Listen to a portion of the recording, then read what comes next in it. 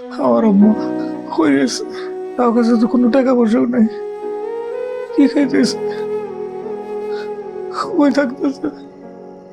ও ও আমি তো বুঝতে পারি না।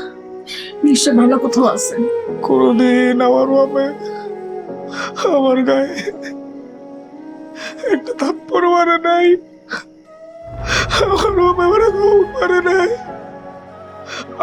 আমার মা সব সময় নরম ভাবে কথা কইছে।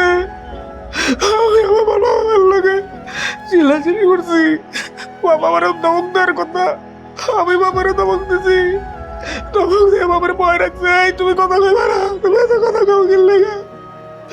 আজকে আমার বাপ না, আমার আব্বা নাই, আব্বা নাই, আব্বা নাই। রে কই গেছে? আম্মা নাই, আম্মা নাই বলতেছে। কই গেছে? কই গেছে? আম্মার লাগাতে বলতেছে দিদি। আমি জানি না কই গেছে, জানো বাবা, আমার কিচ্ছু ভালো লাগতেছে না।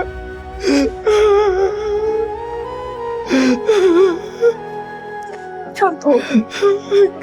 আমি কেমনে শান্ত হইব? কতদিন আব্বা আমার বুঝানোর চেষ্টা করছে।